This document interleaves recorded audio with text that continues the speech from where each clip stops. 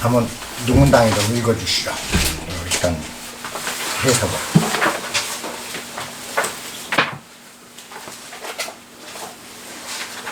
64장, 65장을 같이 읽으세요.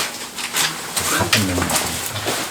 위험이 닥치지 않았을 때가 지키기 쉽고 조짐이 드러나지 않을 때가 꾀하기 쉬우며 굳어지기 전이 녹이기 쉽고 미약한 상태가 흩어지기 쉽다. 아직 드러나지 않았을 때에 처리하고 아직 어지러워지지 않았을 때에 다스려야 하나니 아름드리 거목도 털끝 같은 싹에서 생겨나고 구충의 누각도 흙 한 덩이에서 세워지며 천리의 먼 길도 한 발부터 시작한다. 자기 하려는 이는 실패하고 붙잡아 두려는 사람은 잃어버리니 지혜로운 사람은 자기를 하지 않으므로 실패하지 않고 집착하지 않으므로 잃어버리지 않으나 세상 사람들이 하는 일은 항상 거의 다 이루었다가 실패한다. 처음 시작할 때처럼 끝마칠 때도 신중하다면 일을 실패하지 않으리니 그래서 지혜로운 사람은 남이 욕심내지 않는 것을 욕심내서 얻기 어려운 재화를 귀하게 여기지 않고 남이 배우지 않는 것을 배워서 사람들이 간과하는 것을 고쳐주며 만물이 스스로 살아가도록 도울 뿐 감히 자기하지 않는다. 65장. 옛날에 도를 잘 행했던 분들은 백성을 영리하게 만들지 않고 오히려 우직하게 만들었으니 똑똑한 이가 많아지면 백성들을 다스리기 어려워지기 때문이다. 그러므로 짐으로 나라를 다스리는 것은 나라를 해치는 것이요 짐으로 나라를 다스리지 않는 것이 나라의 복이 되니 이 두 가지를 알아야 법도에 맞는다. 늘 법도에 맞는지 아는 것을 일러 현묘한 덕이라고 하니 현묘한 덕은 깊고도 멀어서 세상 살이에 상반되는 듯하지만 나중에는 모두 다 따르게 된다. 네. 65장하고 64장, 65장은 적소고대, 쉽게 얘기하면 한마디입니다. 작은 것이 쌓여서 큰 것이 된다. 그래서 무슨 일이든지 작을 때 처리하는 게 쉽다. 우리가 작은 일에 주목하라 자주 노자에서 얘기하죠.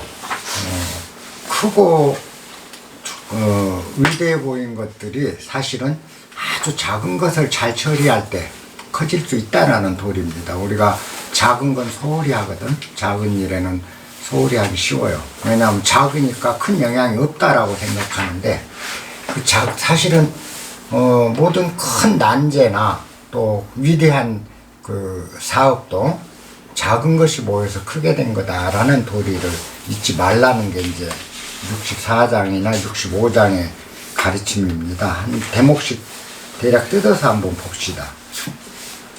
64장 맨 처음이 기안이지 그랬습니다. 기안이지. 그럼 편안할 때 지키기가 쉽다. 편안할 때 지키기 쉽고 기미조이모 아직 조짐이 크게 드러나지 않았을 때 도모하는 게 쉽다. 그 다음에 희취이반 그랬습니다. 그건 아직 부드러울 때, 입지 덜 익었을 때, 여물지 않았을 때, 그럴 때 이게 쉽게 해산시킬 수 있고 해소할 수 있고 쉽게 녹일 수 있다. 그 말은 쉽게 우리가 무른 것을 삶을 때 쉽게 물러지죠. 그런 게 딱딱해지기 전에 하는 게 쉽다. 역시 같은 의미고 기미이상 아직 세력이 미약할 때 흐트러 놓기가 쉽다. 이런 건 우리가 다 알고 있는 지혜죠. 작을 때는 처리하기가 쉽다. 이미 일이 커진다면 처리하기 어렵다. 그래서 늘 우리가 작은 것에 주목하면 큰 일이 닥치질 않는다라는 거죠. 우리에 있는 사소한 신변 잡사를 방치하기 시작하면 그게 쌓여서 나중에 큰 일이 돼버리거든요. 그러니까 이제 그때는 크게 힘을 써야 되고 애를 써야 되고 무리를 많이 해야 되는 거죠. 그래서 이제 이 작은 것에 주목하라 뭐 이거는 노자에서 늘 하던 이야기입니다. 야, 그 다음에 그 다음 줄을 보면 위지이 미유, 아직 형태가 드러나기 전에 처리하고, 치지 미란, 아직 혼란이 오기 전에 혼란스럽지 않을 때 다스리라. 요게 우리가 보면은 전체적으로 이 대목까지 아까 말한 대로 편안할 때 지키고, 로부터 시작해서 아직 어지럽지 않을 때, 어지러움이 오기 전에 먼저 다스려 버려라. 요 도리가 우리가 일상생활에서 다 여러분들이 터득하고 있을 거예요. 옛날에 농사를 질 때 보면 비가 오기 전에 날 좋은 날 곡식을 다 미리 걷어들여서 이렇게 그 노적 엇가리를 쭉 쌓아놓고 위를 덮어버립니다. 그건 뭐냐면은 비가 안 올 때 이미 비 올 것을 다 대비를 해서 비설거지를 맞춰버리는 게 우리가 곡식 농사를 질 때 하던 그 습관이었죠. 옛 농부들이 다 그랬잖아요. 그리고 예를 들어서 콩을 말려도 내일 비가 올 건지 안 올 건지, 요즘은 보통 그 일기예보를 본 다음에 내일 비 온다니까 오늘 걷어들여야 되겠다. 지금 그래요. 근데 옛날에는 보면은 내일 비가 온다고 하든 안 온다고 하든, 그죠? 이미 햇빛 좋은 날 말렸으면 바로 걷어들여서 엇가리를 쌓거나 타작을 해서 싹 들여버린다는 거죠. 그잖아요. 그러니까 비가 온다는 초짐이 있기 전에, 비가 온다면 난리가 나는 거잖아요. 어지러워진 뒤잖아. 항상 미리미리 이제 옛날에 처리 우리가 해왔죠. 그런 얘기예요. 모든 사안들이 우리가 비가 온 다음에 오기 전에 직전에 처리하려고 해도 바빠요. 항상 바쁘거든. 근데 아예 비 올 생각도 안 하는데 처리를 끝내버렸잖아요. 그전에 농사지면 항상 그래. 근데 그와 같은 게 했을 때는, 그 다음에는 날이 좋든 비가 오든 날이 굳든 아무 상관이 없이 마음이 한가해지죠. 처리를 해버리면. 불경에서도 그런 말이 있죠. 우리가 보면은 비야 오려면 오거라 이런 기절이 있거든요. 나는 이미 모든 곡식을 다 말려서 광에 들여놨으니 비야 오려거든 오려무나. 여기에 불경 기절이 있어요. 근데 그런 것들이 뭐냐면, 사전에 내가 다 맞춰놔버리면, 미리미리 맞춰놔보면 그 다음에 비가 오든 안 오든 상관없다. 오려면 오거라. 한가해질 수 있다. 우리가 작은 것에 주목할 줄 알고 작은 일을 잘 들여다볼 줄 알면 삶이 굉장히 한가해진다라는 평범한 이야기고, 그 평범함 속에 사실은 우리 삶이 편안해질 수 있는 요체가 들어있다. 자, 그 다음 줄, 한목, 한포지목. 그건 한 아름이나 되는 나무도 생어호미, 호말, 작은 털끝 같은 싹에서 비롯된 것이고, 구층지대, 구층의 누각도 기어 누토, 한삼태기에 흙이 쌓여서 흙부터 시작한다. 그런 얘기죠. 흙이 쌓여서. 천리지행은 시어 족함. 천리 먼 길을 가는 것도 내 발끝에서부터 시작한다. 모든 것이 이렇게 작은 데서 시작돼서 천리길도 가고 높은 누대도 닿고 이렇다. 작은 거에 주목하라는 겁니다. 위자, 폐지, 집자, 실지.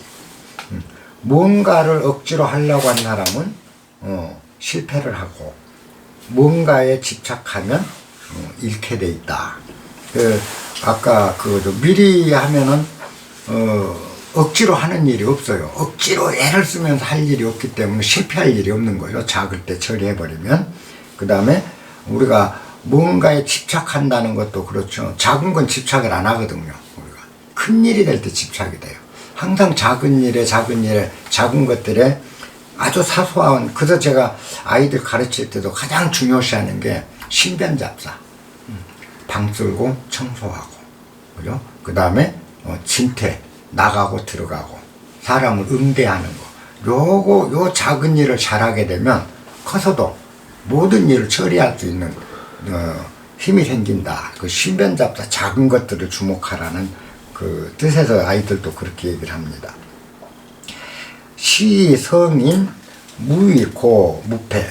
그래서 성인은 무의함으로 실패하는 일이 없고, 무실, 집착하지 않으므로 잃는 일도 없다. 민지종사. 그런데 백성들이 일을 함에 있어서는 상어, 기성, 이폐지 거의 다 백성들이 일을 할 때는 거의 다 이뤄놓고도 마지막 단계에서 실패하는 경우가 많다. 신종여시. 끝마치기를 신중히 해라. 마치 시작할 때처럼 시작 첫 단계 작은 것을 얘기한 거죠. 그러면 즉 무패사. 일에 실패하는 일이 없을 것이다. 시성인, 욕, 불욕. 그렇기 때문에 성인은 불욕을 욕심낸다. 그런 말입니다. 이게 욕심 없기를 바란다. 그래서 성인은 욕심 없기를 욕심내기 때문에 불귀한 득지와 귀한, 얻기 어려운 재화를 귀하게 여기지 않는다. 욕심 없는 것을 욕심낸다. 욕심 없기를 바란다. 그런 말이죠. 성인은 자신 욕심 없기를 바라기 때문에, 그렇게 살기 때문에 얻기 어려운 재화도 귀하게 생각하지 않게 된다. 그리고 학불학. 불학을 배우기 때문에, 성인은 불학을 배우기 때문에 복중인지소과 무사람들이 잘못을 되돌려 놓을 수가 있다. 우리가 이제 그 노자가 얘기한 불학, 배움을 논리하라, 그 다음에 무사하라, 이 얘기에 대한 거죠. 그리고 성인은 이보, 만물지 자연. 만물이 자연스럽게 흐르도록 도울 뿐, 그 만물을 바꿔놓으려고 하지 않는다. 이불감위. 그랬습니다. 돌려놓으려고 하지 않는다. 만물이 만물대로 가게 할 뿐, 그거를 되돌려 놓거나 바꾸려고 하지 않는다라는 뜻입니다. 요 기절을 전체적으로 우리가 보면 딱 하나예요. 하나가 순응한다 라는 그 얘기. 요것만 도리를 알면 노래의 그걸 알고, 우리가 뒤에 나오는 뒷기절까지 하고 합시다. 우선 그런 얘기고, 65장은 백성을 어리석게 만든다라는 우민정책인데요. 여기에 비판을 많이 받습니다. 옛날 성인이라는 사람들은 왜 백성이 영리하고 총명하게 만들려고 하질 않고 백성들이 모르고 좀 바보스럽게 살도록 그렇게 만든가? 그거는 백성을 다스리기가 쉽기 때문이다. 결국 우민정책을 하면 정치인들이 편리하기 때문에 우민정책한 거 아니냐, 이제 이래서 비판이 많았던 대목이에요. 이것도 굉장한 철학이 들어있습니다. 한번 읽어보면서 합시다. 고지, 선이, 도자. 옛날에 도를 잘 행했던 사람들, 도는 제가 도리라고 하죠. 도리에 맞게 생활했던 사람들은 말이죠. 그런 지도자들은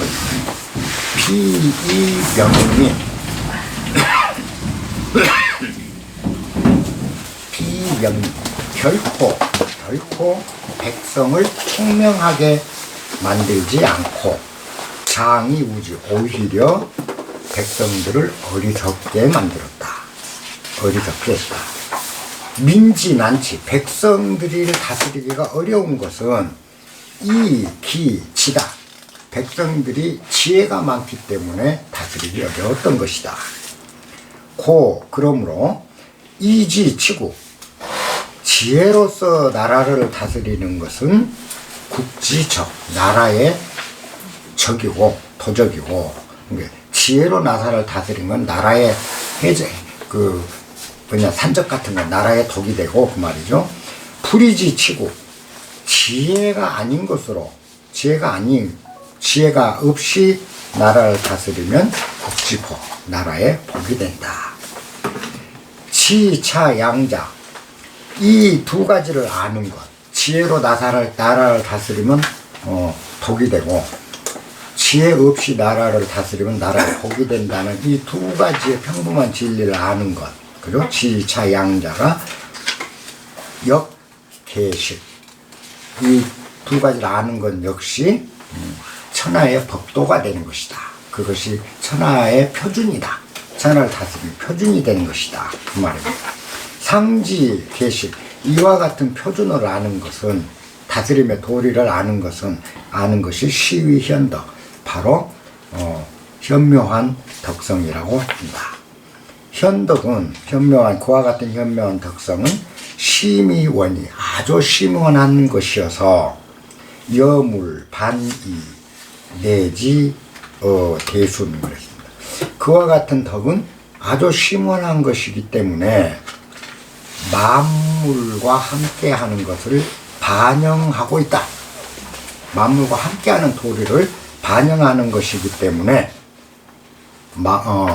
대순, 크게 천도에 순응하는 것이다. 부합하는 것이다. 이런 얘기입니다. 결론은. 그러니까 백성을 어리석게 만들어라. 지혜롭게 하게 하지 마라. 그러려면 네가 지혜로 나라를 다스리지 말고 머리 쓰지 말고 나라를 다스려라, 그런 얘기입니다. 그것이 국가의 복이 된다.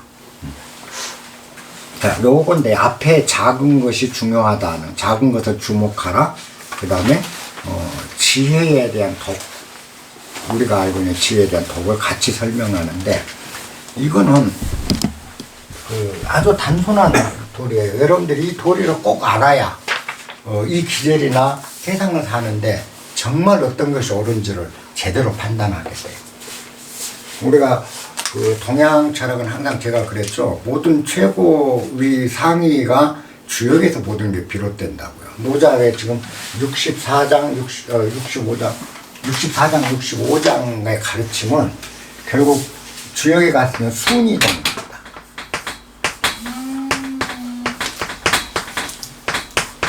순이동의 원리를 노자가 풀어놓은 거예요. 이 주역이 가르치는 순이동의 원리를 모르면 노자 기자의 가슴이 닿을 수가 없어요. 그러니까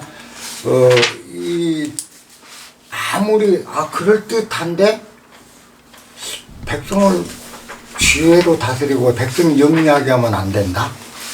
왜 그럴까? 그럼 백성을 멍청하게 만들면 멍청하니까 끌고 가는 대로, 요즘 말로 백성을 개돼지화 시키면 끌고 가는 대로 따라오니까 지가 통치하기 싫으니까 우민정책 하는 거 아닌가, 단순히 이리 생각하게 돼요. 순이동의 원리를 모르면. 그러니까 이 순이동이라는 게 결국 수능입니다. 수능한다. 우리가 수능에서 사는 삶, 모든 것에 수능한다라는 건 뭐죠? 내가 끌고 가는 게 아니고 수능한다라고 하니까 소극적인 삶이 돼요. 소극적이라고 생각한다. 소극적 사고다. 수능한다는 거. 모든 것에 수능해서 따라가는 삶, 그죠? 뒤따라가는 삶은 노자가 가르친 거 항상 모든 것에 수능해서 뒤따라가라고 그러죠. 그래서 앞서고 싶거든 뒤서라, 뒤로 물러서라 라고 가르쳤잖아요. 그죠? 후기신 신선 그랬죠? 몸을 뒤로 돌림으로써, 앞전에 배웠었을 거예요. 몸을 뒤로 돌리면 몸이 앞서게 된다. 자신이 앞서게 된다. 신선. 자신을 뒤로 물리면 자신이 앞서게 된다. 그럼 뒤로 물린다는 건 남을 뒤따라간다는 거 아닙니까? 순응하는 거죠. 뒤따라가는 거. 자, 수능의 도리가, 자연에서 도리가 뭐냐면, 우리가 겨울이 되면 문이 빵꾸가 나서 문풍지를 다 붙여요. 바람구멍을 다 막고요. 그죠? 근데 요건 왜 그런가 보세요. 찬바람이 올 줄 아니까, 아직 찬바람이 한겨울이 안 돼도 겨울이 올 줄 알고 미리 아까 작을 때 문풍지를 바르고 문에 뚫린 구멍을 막잖아요. 그러면 우리는 어떤 면에서 적극적으로 내가 겨울을 대비해서 미리 행동하는 건 얼마나 적극적인가요? 반면 반대로 생각하면 내가 적극적인 게 아니라 겨울이 오니까 나는 겨울이 올 것에 대비해서 따라가면서 계절에 따라서 문풍지를 붙이는 격이잖아요. 여러분들이 돈을 벌어요. 우리가 돈 벌기 위해서 굉장히 열심히 일을 합니다. 그죠? 돈을 벌기 위해서 굉장히 적극적으로 일을 해요. 근데 왜 돈을 버는가를 생각해 보면 답이 나와요. 바로 수능이구나 하는 게. 자식이 이제 학기가 시작되니까 이 아들 학비를 넣어줘야 되니까 돈이 필요해졌기 때문에 내가 돈을 버는 거예요. 그죠? 내가 아프고 뭔가가 돈이 필요해지기 때문에 그 필요를 충당하기 위해서 우리는 어쩔 수 없이 따라가면서 일을 하는 게 돈 버는 거잖아요. 어찌 보면 이거는 아주 미묘해요.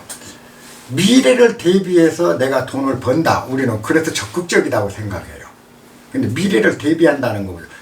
미래에 돈 쓸 곳이 있을 것이기 때문에 어쩔 수 없이 나는 뒤따라가면서 여기서 돈을 버는 거예요. 수능의 도와 적극의 도는 같다라는 겁니다. 그잖아요. 우리가 무슨 일이든지 보면 한쪽 측면은 내가 하는 것 같아. 그런데 사실은 따라가는 거예요. 몸이 아플 것 같아. 그러려면 병원비를 미리 준비해야 돼.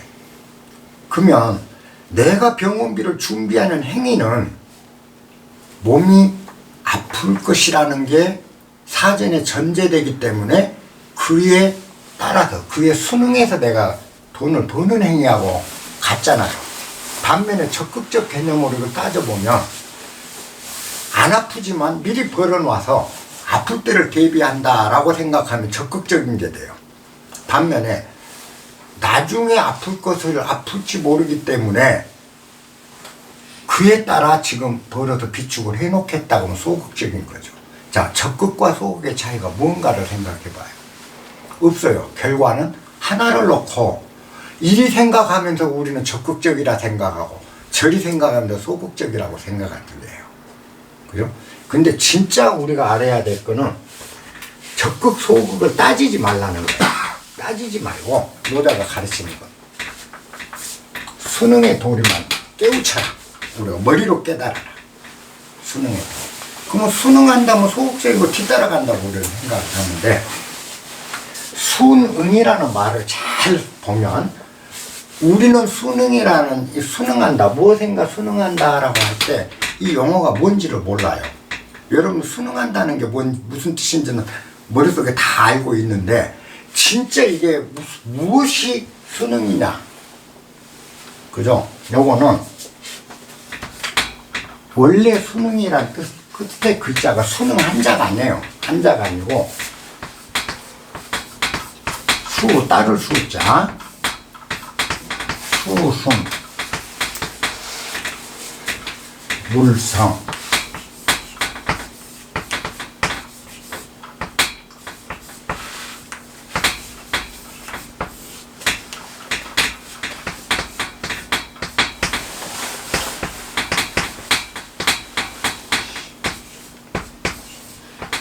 여기에서 요 순자하고 요 음자를 뽑아서 수능 그래 놓은 겁니다.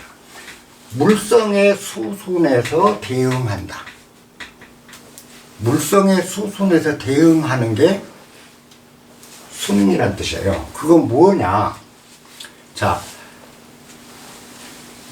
우리가 서로를 잡은 백정들 서로를 잡을 때 보면 정말 이 사람들은 소의 근육의 성질, 뼈에 들어붙는 살이 들어붙는 그 성질을 알아. 근육의 결을 알아요. 그래서 칼을 넣을 때 물성, 소 근육이 갖고 있는 물성, 결을 잘 알아서 그 결을 거슬리지 않고 결의 수순에서 따라서 수순에서 칼집을 넣으니까 뼈를 발라내도 매끄럽게 쫙 발라내고 칼이 어긋나게 가고 힘들게 가질 않아요. 그죠? 석수쟁이들이 우리가 돌 다루는 분들이 바위에서 돌을 깨내거나 돌을 다듬을 때 보면 우리는 돌을 갖다가 이렇게 조각을 하려고 해보세요. 안 돼요. 왜 그런 줄 아세요? 돌의 물성을 몰라요. 물성을 따라서 정을 대고 망치질을 하기 때문에 돌이 결 따라서 착착착 그 사람들은 돌을 매끈하고 정말 아름답게 조각해낼 수 있어요. 물성의 수순에서 대응할 줄 아는 거예요. 진짜 지혜로운 사람은 모든 걸 이와 같이 물성의 수순에서 일을 처리합니다. 자, 보통 봄에 씨앗을 안 뿌리고 겨울에 뿌리면 싹이 안 터져. 그래서 봄 따뜻할 때 씨앗을 뿌려요. 그건 뭐죠? 이 철, 온도라는 온도의 수순에서 대응하는 거잖아요. 그래야 싹이 잘 나는 거잖아요. 물성에 수순하는 게 수능이란 뜻이에요. 물성의 수순에서 그때그때 응대해 나간다. 그게 이 돌입니다. 그러면 물성에 수순하는데 이제 봅시다.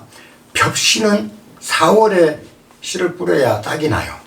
그런데 보리씨를 4월에 뿌리면 안 나잖아요. 보리는 가을에 뿌려요. 늦가을에.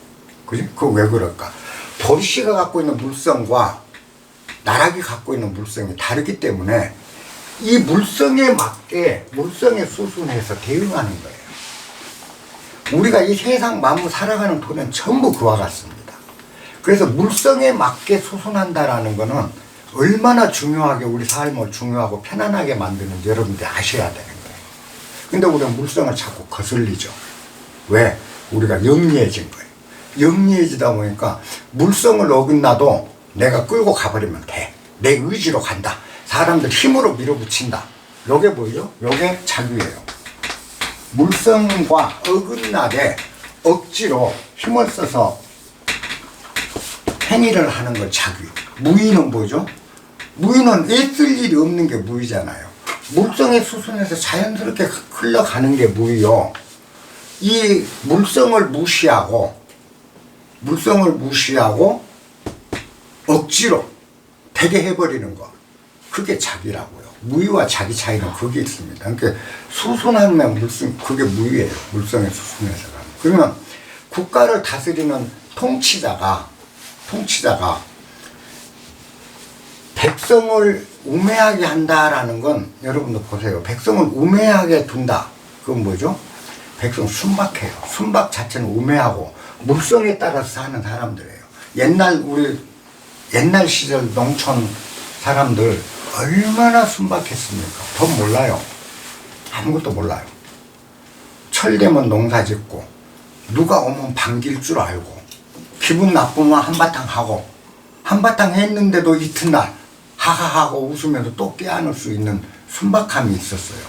그게 우리가 생각할 때 지금 내가 똑똑해져 갖고 너 말 안 들으면 내가 죽일 거야 하고 막 짓밟고 밟고 싸우고 치열하게 영리함을 추구하면서 경쟁에 이기려고 하면 현대 사람들의 영리함과 옛날 사람들의 순박함이 과연 무엇이 더 영리하고 무엇이 똑똑했는가예요.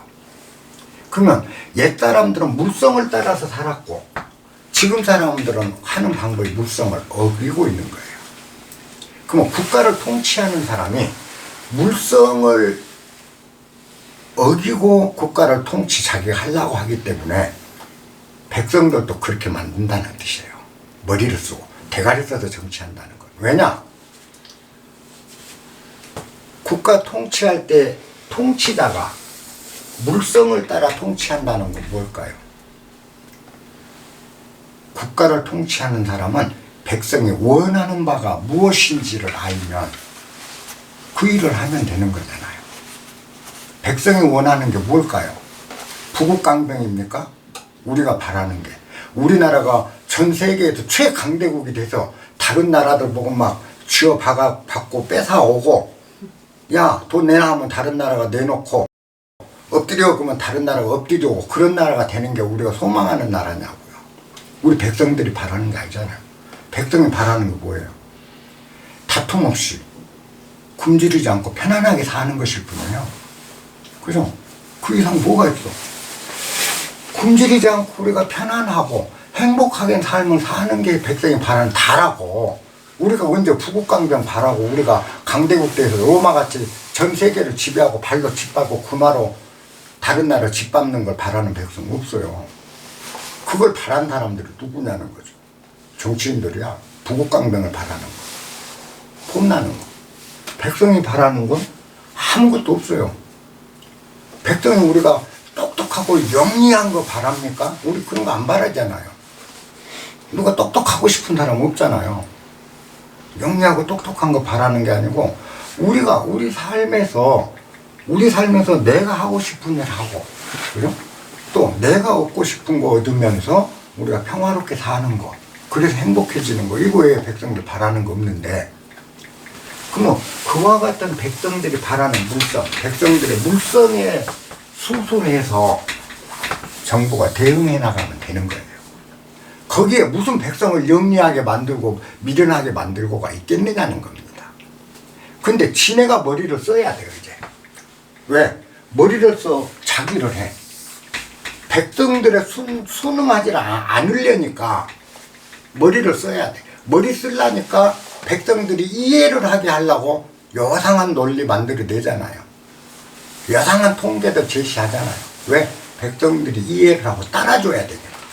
그러면서 백성을 영리하게 만들고 있잖아요. 그러니까 백성들은 갈수록 어떤 약삭발라지잖아요. 그리고 정말 영리한 척 하게 되잖아요. 사실은요, 백성들이 바라는 건 그런 게 아니었다는 거죠. 우리가 바라는 거. 노자가 지금 신랄하게 얘기하고 있는 거예요. 그때 시대라도 이미 통치자들은 모든 걸 힘으로 끌고 가려고 했다는 거죠. 수능 물성을 못했던 거예요.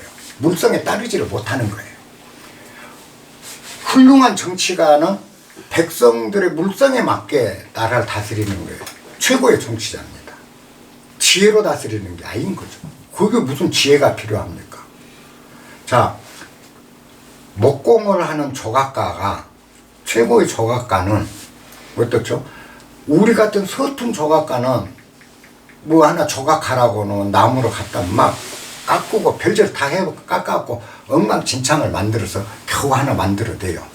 그 별 가치가 없어요. 근데 정말 훌륭한 목공예를 하는 분들은 나무의 원 모양에 따라서 약간씩의 변형만 주면서 최고의 작품을 만들어내잖아요.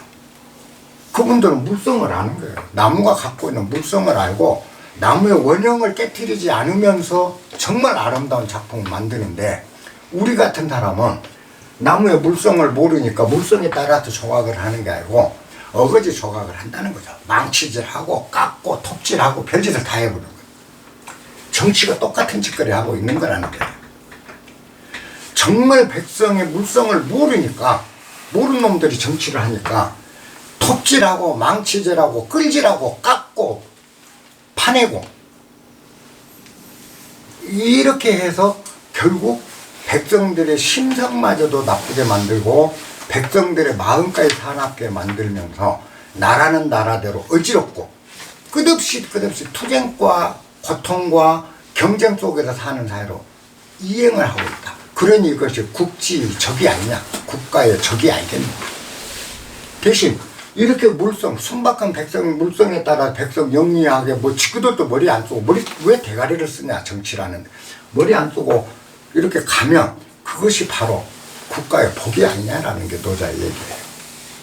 결국 노자가 하고 싶었던 아까 앞전에 작은 것을 주목하라도 순물성입니다. 물성에 따라서는 있을 일이 없거든요. 모든 우리가 사물이 그렇습니다. 이 물성을 모르고 물성에 따르죠. 수순하지 않고 대응을 하면, 수순하지 않고 대응하면 엄청 힘들어요. 물성하고 어긋나야 되니까, 결이 어긋나니까 거슬리는 거잖아. 내가 그전에 고등학교 때 섬진강 압록 그 변에서 엄청 비가 홍수가 엄청 크게 났어요. 근데 압록 강이 다리가 없었어요. 강을 건너야 내가 집에를 갈 상황이 돼. 그래갖고 붉은 황토물이 내려가는데 아니 보니까 건널 것 같아요. 수영 한번 할 것 같아요. 그래서 이쪽에서 이렇게 45도로 바라보면서 수영을 했어요. 하는데 중간쯤 오니까 엄청 몸이 휩쓸려 떠나가더라고요. 휩쓸려가. 근데도 휩쓸리면서 이렇게 가다 보니까 내가 목표로 했던 데보다 200m 이상 하류까지 내려가갖고 겨우 도달을 하더라고요. 이게 뭐냐, 물성을 따라가니까 그나마 산 거예요. 근데 만약 물이 이렇게 흐르고 있는데 내가 이렇게 거슬렸다고 하면 어땠을까? 아마 지쳐서 죽었을 거예요. 지쳐서. 그잖아. 물에 따라 내려가면 가면 가능한 거죠. 근데 여기 물결을 거슬리면 정말 힘든 상황이 닥치는 거죠. 그 다음에 직선으로 건너려고 해도 힘들죠. 물의 흐름을 이용하면 그렇게 애쓰지 않아도 우리가 이렇게 큰 강, 홍수 났을 때 지혜로운 건 그거예요. 물에 빠졌을 때 발버둥을 치면 칠수록 죽습니다. 홍수나 홍수에 처했을 때는. 그때는 몸에 힘을 빼고 떠나가 주는 거예요. 몸에 힘을 빼고 그냥 흐름에 맡겨, 내 몸을. 그러다 보면 부여잡을 것이 있거나 가로 밀리거나 했을 때 살아날 수 있는데, 이게 내 헤쳐나가야 되고 발버둥을 언급 겁이 나니까 발버둥 치는 거죠. 그죠? 자기가 되는 거죠. 무리를 하는 거죠, 무리를. 그러니까 모든 것은 세상을 살아가는 도리는 수능의 도다. 그 수능을 우리가 보면은, 수능은 아까 피동적으로 보이잖아요. 무엇에 수능한다는 거. 근데 물성의 수순에서 대응한다라고 생각해 보세요. 그게 얼마나 적극적이냐는 거죠. 그잖아요. 소극적이 아니잖아요. 물성에 맞게, 그 물성에 맞게끔 내가 적극적으로 행동을 하는 게 순물성의 대응이라고요. 그래서 이걸 합쳐놓은 게, 여기 한 글자 빼오고 이걸 한 게 우리가 쓰고 있는 수능이라는 용어예요. 그러다 보니까 수능하는 삶, 그럼 소극적이고 피동적이고 굽히고 살고 저자세고 이런 식으로 우리가 이해를 하게 되면서 이 아름답고 세상을 사는데 소중한 언어의 그 맛을 잃어버린 거예요. 그러고 나서 지금 세상에는 국가 정책에 순응하라, 국가 정책에 순종하라,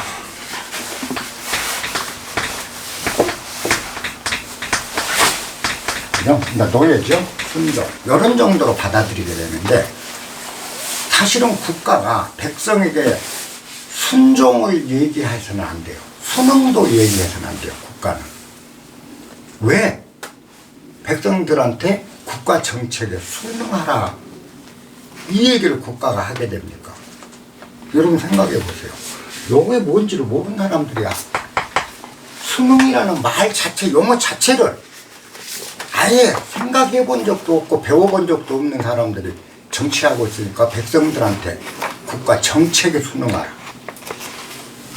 국가 정책에 순응이 아니고요, 정치인이 백성에게 순응해야 되는 거예요. 국가 정책이란 건 뭐죠? 완전히 인위적이고 자기적이고 물성의 수순에서 만들어진 법이 아니잖아요. 우리가 하고 있는, 국가가 강요하고 있는 모든 것들이 물성의 수순에서 내린 정책이 아니잖아요. 근데 그것에 우리 보고 수순에서 적응하라는 거죠. 그게 통치자들이 얘기하는 국가 정책에 순응하라는, 이 묘하게 왜곡시키고 있는 겁니다. 우리가 깨어나지 않으면요, 영원히 국가의 노예가 돼요. 정부의 노예가 됩니다. 백성이 깨어나지 않으면. 백성이 주인입니다. 우리 헌법 자체도 그렇잖아요. 딱 한마디잖아요. 모든 권력은 국민으로부터 나온다. 그러면은 헌법보다 상위가 뭡니까? 우리 보고 헌법 지키라고요? 헌법 위가 백성이잖아요. 이때 정치하는 사람들이 백성 무서운 줄 알고, 그죠? 백성이 두려운 줄 알아서 백성을 하늘처럼 떠받드는 세상이 오는 거예요. 그런데 우리 보고 법에 순응하라, 국가 정책에 순응하라, 그럼 우리는 그게 옳은 줄 알아요. 그러니까 우리는 잘못돼 있어도 순응하고 잘돼 있어도 순응하고 우리 몫을 챙길 수가 없는 요상한 세상으로 바뀌어버린 것이죠. 그리고 안다 해도 이 도리를, 이 순응이란 말이 여기서 나왔다는 걸 알아도 엘리트들은 그걸 감추려고 하게 되겠죠. 왜? 그래야 백성을 통치하기 쉽거든. 그게 진정한 우민정책입니다. 그게 백성이 순박하도록 놔두는 게 우민정책이 아니라 백성을 요상하게 다르게 꽈서 이해하게끔 백성을 유도해가는 정치, 이게 사실은 우민정책이에요. 우리가 못 깨닫고 있는 거죠. 그러니까 결국 옛 시절부터, 옛날부터 국가라는 건 항상 백성을 갈취하고 약탈하는 존재였지 백성을 돕는 존재로 오지를 않았어요. 그러니까 노자 때부터도 이미 문제가 된 거예요. 왜 이런 문제가 생기냐. 노자는 이 도리를 안 거죠. 정치의 요체는 또 정치뿐만 아니라 우리가 세상을 살아가는 가장 중요한 건 물성의 수순에서 행동해 가면 어떤 거슬림도 없고 어떤 문제점도 안 나온다는 거. 노자는 안 거죠. 그리고 저도 지금 그 얘기를 하는 거고요. 그런데 이 물성에 수순하는 게 아니고 물성을 거역하면서 억지로 끌고 간다. 왜? 욕심 때문에. 그래서 성인은 이 물성의 수능에서 대응하는 삶을 살고 싶어. 그렇게 해야 된다는 걸 알기 때문에 성인은 노자에서 뭐라고 그랬습니까? 그런 거로 성인은 욕불욕, 불욕을 욕심낸다. 욕심 얻기를 욕심낸다는 거야. 내가 욕심 얻기를 욕심내고 내가 배우지 않기를 배운다. 도락을 배운다. 그러잖아요. 영리에서 물성을 거슬리는 것만 가르치잖아요. 이 학문이. 그래서 노자는 그런 거 불악하겠다. 또 물성을 잘 거슬리면서 다른 걸 욕심내다. 물성을 거슬리는 거 욕망이잖아요. 그것도 이렇게 만들겠다. 요 강 흐름을 이렇게 꺾어버리겠다. 민심이 이렇게 흐르는 걸 통계로 이렇게 민심을 돌려놓겠다. 이게 다 순물에 거역하는 거잖아요. 그럼 민심이 이렇게 흐르는데 그 흐름을 통계로 가문이설로 이렇게 돌려놓는 게 뭐죠? 프로파간다죠. 세뇌요, 선전선동이잖아요. 그죠? 국가의 홍보, 선전선동. 전부 이게 우리를 세뇌시켜서 우리의 흐름이 이렇게 가는 백성의 흐름을 이렇게 바꾸는 거잖아요. 물결을 바꾸려고 한 거잖아요. 그게 뭐죠? 욕심을 내고 있는 거죠. 여기죠. 근데 불욕, 욕심 얻기를 욕심내는 정치인이라면 흐름을 이쪽으로 바꿔야 되겠다는 욕심이 없는 거죠. 불욕이죠. 그러면 백성이 원하는 흐름대로 따라가주는 정치. 이게 구현될 수 있는 거예요. 철학이 갖고 있는 거는 아까 이 노자를 갖고 도리도 요걸 갖고 겁나게 비판을 하더라고요. 요 대목은 아니다라고 강연. 우민정책에다 백성을 어리석게 만드는 이거는 옛날에는 맞았었지만 지금은 아니다라고 얘기를 하는데 저는 안 그래요. 진리는 시대와 공간을 적용받지 않아요. 어느 시대, 어느 공간에도 진리는 통용된 거고 진리는 진리예요. 우리 삶이 물성에 수선할 수 없게 되면서부터 우리 삶이 각박해지고 어려워졌다. 그러다 보니까 아까 얘기대로 이제 작을 때 막을 수 있는 것을 크게 키워줘도 모르고 지내. 우리는 물성을 다 잃어버린 거예요. 물성에 수선하는 정신, 그 다음에 물성을 파악하는 마음도 없어요. 왜? 물성 파악할 필요 없어. 억지로 꺾어서 끌고 만들면 되니까. 전부 자기로 돌아선 거죠. 자기라는 건 뭐죠? 억지로 행위를 하는 거잖아요. 안 되는 걸 되게 만드는 게 자기잖아요. 근데 무의는 뭐죠? 무의는 억지를 안 부리는 게 무의라고 그랬죠. 내 의도를, 어거지 의도를 심어놓지 않는다. 거기 무의를 담지 않는 게 무의잖아요. 그러면 모든 것에 수순해서 간다면, 자, 내가 우리 여기 있는 운조로 이 친구하고 유공하고 내가 친하고 싶어. 근데 내가 유공의 물성을 몰라. 모르면 뭐요? 저 사람이 어떤 성향인지 물성 자체를 모르니까 내가 하는 짓거리가 뭐겠냐고요. 어이, 이리 와, 술 마셔. 어이, 고기 먹어. 어이, 뭐해? 엄청난 아부 또는 엄청난 현혹시키는 일을 해갖고 인심을 요새 우리 많이 그러고 있어요. 그런데 내가 이 사람의 물성을 정말 알면 마음으로 파고 들어가 버리죠. 그냥. 그래서 이 사람하고 딱 맞춰져 버리는 거야. 수순이 되고. 돈 한 푼 안 쓰고 술 한 잔 안 사도 정말 서로 간에 믿음의 관계가 형성되는 거죠. 애 안 떠도 되잖아요. 애 떠서 술 사줄 필요 없고 애 떠서 가문이슬 할 필요 없고 애써서 인심 써가면서 막 내 편으로 끌어당길 애한테도 내 편이 돼버린다는 거죠. 사람의 성향에 맞게 내가 그 사람을 대응하는 것. 그게 우리가 대인관계에서 가장 중요한 수능물성이야. 근데 상대의 성향을 내가 성향에 맞게 대응을 안 하고 상대를 나한테 맞추게 끌고 오려고 그러는 게 요즘 세태라는 거죠. 내가 상대에 맞게 변하는 게 아니라 상대를 끌어다 나한테 맞추려고 그런다. 그건 뭐죠? 자기죠. 완벽한 자기죠. 억지로 상대를 만드는 거. 끌어오는 거. 그래서 우리가 보면 대인관계도 물성, 그 사람의 그 인물의 성격, 특성을 알면 그 사람과 친해질 수 있고 그 사람과 함께가 같이 되는 거예요. 자, 조각을 할 때도 그 물질의 특성, 그래도 아까 사람은 인물이고 그런 사물의 특성을 알면 조각하기가 쉽고 우리가 개를 끌고 갈 때 보면요, 개장사가 끌고 갈 때 보면 개장사는 질질질 끌고 가는 법이 없어요. 여러분들이 개장사가 개를 사갈 때 잘 한번 관찰해요.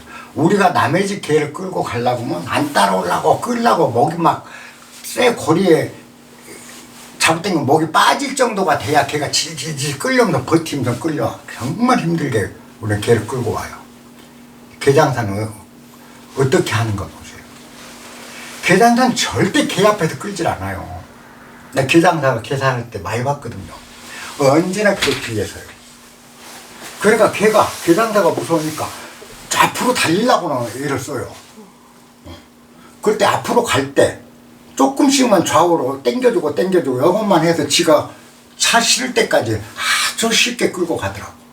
근데 우리는 끌고 가려고 그러고 개장사는 개 뒤에서 개가 뒤에 개장사는 무서워하거든. 그 살기가 있으니까 무서우니까 앞으로 치다리려고 할 때 치다리려고만 제어만 삭삭삭삭 하면서 앞으로 항상 뒤에서 근데 굉장히 쉽게 끌고 가더라고. 내가 몇 번 봤거든.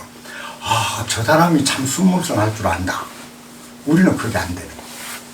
그러니까 우리는 애를 쓰면서 억지로 끌고 가는 자기를 하고 개장사는 개의 특성을 아니까 애를 안 쓰고 무의로 개를 끌고 가는데 훨씬 무구치더라는 거죠.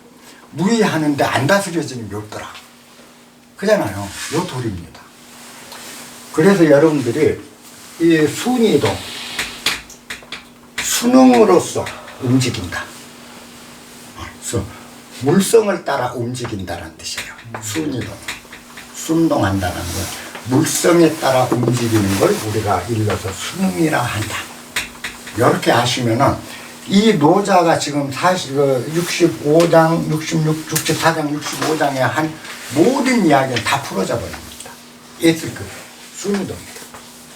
그래서 항상 논어에서도 그렇죠. 우리가 고전 공부한 논어도 순을 굉장히 중시하잖아요. 자, 순천자는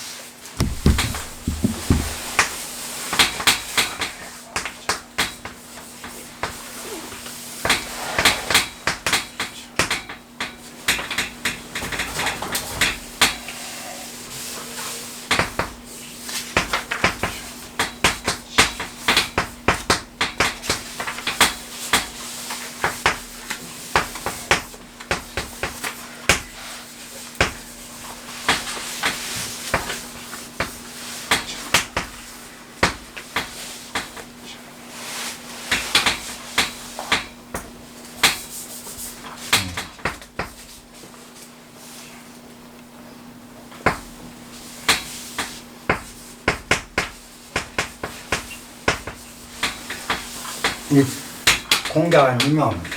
순천자는 하늘에 순응하는 자는 하늘이 보호하고 보호해주고 보살피고 도와주고 그 말은 보살피고 도와주고 하늘에 어긋나 하늘에 거슬리는 자는 하늘이 화를 주고 화를 주고 보살핌을 거두어드린다.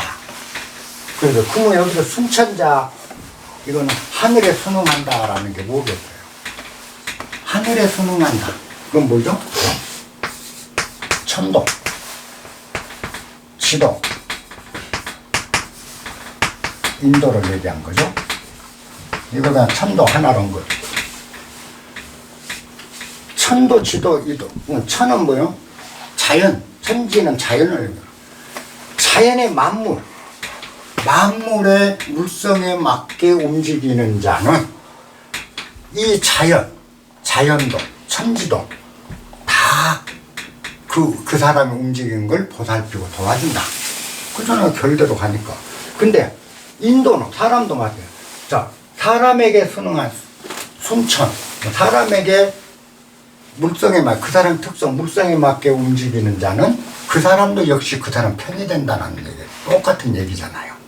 그 다음에 그것에 거슬려서 움직이는 자는, 역천자는 하늘이, 그 물질이, 그 사람이 바로 재앙덩어리로 만들어 본다. 나오는 기절들이잖아요. 우리가 유교에서 가르치는 게. 그러면 이러한 기절들마저도 우리는 이해를 못하게 돼버린 게 이 순이라는 용어 자체가 아까 물성의 수순에서 응한다, 움직인다. 요걸 모르니까 이제 이런 게 고리타분한 글이 돼버린 거예요. 근데 요 한 기절만으로도 우리는 진리를 다 알 수 있고 다 깨닫고 삶을 유한하게 갈 수 있어요. 순천이냐 역천이냐. 역천은 자기요, 순천은 무의라는 거죠. 왜? 애증이 없잖아. 의도가 없고 억지로가 없잖아요. 근데 역천은 모든 게 억지로잖아. 거슬림이요. 논을 밭을 가는데 농부는 압니다. 밭을 갈 때 보면 우리는 요즘은 이제 경운기 뭐 이런 걸로 갑니다. 근데 옛날에는 서로 밭을 갈죠. 근데 지금도 마찬가지. 큰 트랙터 아니고는 힘센 장비 아니고는 이 밭을 갈 때 보면 밭에요 풀이 많아갖고 확 뿌리가 엉켜져 있으면 아무리 경운기를 들여도 헛바퀴만 돌고 너는 못 갈아요. 밭을 갈 때는 그 밭이 협조를 해야 밭이 갈립니다. 밭이 협조를 안 하면 밭을 갈 수가 없어요. 온 뿌리가 뒤엉켜서 밭이 있으면 아무리 쟁기 들이대도 앞으로 한치도 안 나가요. 뿌리가 엉켜가지고 밭이 협조를 해야 돼. 그러잖아요. 그래서 우리가 보면은 이 세상 만물이 다 그렇다는 거죠. 내가 뭔가를 얻고 싶을 때, 뭔가를 취득하고 싶고 갖고 싶을 때는 내가 얻고자 하는 대상이 나한테 협조를 할 수 있어야 그게 원활하게, 아까 밭가리가 다시 협조되면 쉽게 갈아지는데 풀뿌리 확 엉켜놓으면 안 갈아진다는 거예요. 이게 상대한테 얻으려고 하는데 상대가 협조를 안 한다. 억지로 뺏어야 되잖아요. 그러니까 다툼이요, 힘듦이요, 그죠? 억지요. 모든 것이 그렇게 돌아가 버리는 거죠. 우리가 살면서 늘 생각해야 되는 게 수능이라는 도리예요. 제가 늘 항상 피동적으로 살아라. 그 피동이 결코 피동이 아니라 최고의 능동이요, 적극성이다. 그잖아요? 만물의 수능에서 내가 행동한다. 이거보다 더 적극적이고 활발한 행동은 없다라는 거예요. 그러니까 수능이란 말, 요것만 잘 이해를 하시면 노자 기절이. 아까 그래서 이제 왜 이렇게 되면 우민정책이 여기서 얘기하는 사람들이 뭐 사람을 총명하게 하지 않는다. 옛날에 도에 능했던 통치자들은 비명민, 백성을 총명하게, 결코 총명하게 만들지 않고 오히려 우매하게 두었다 라는 기절이 이해가 되죠. 그잖아요. 결따라 가면은 굳이 백성들을 현혹시킬 일이 없었다는 거죠. 그죠? 근데 백성을 현혹시키려니까 통치자가 하려니까 뭘 들이대? 통계.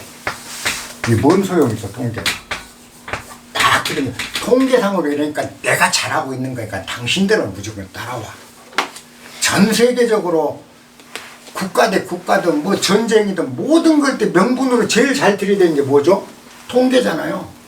통계만 들이대놓고, 근데 통계는 얼마든지 조작이 가능한 거고 얼마든지 만들어낼 수 있는 거잖아요. 그 통계만 제시하면, 그러면 통계로 딱 제시해.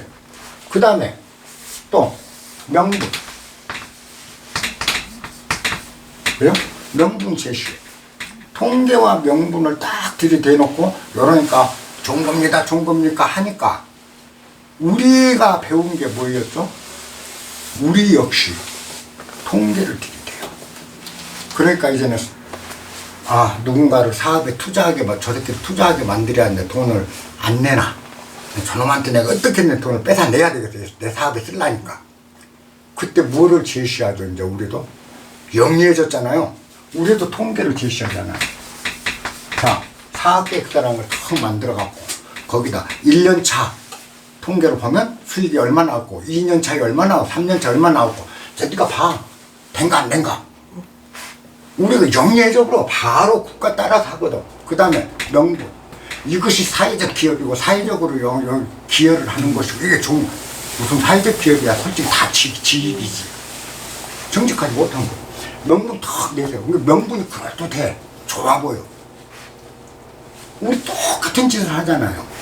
이제 뭐요? 사람이 영리해진 거죠. 그래요? 옛날 사람들은 이런 짓거리 안 했다. 머리를 안 썼다는 뜻이야. 예? 진짜 그 도를 알고 했던 성인 정치는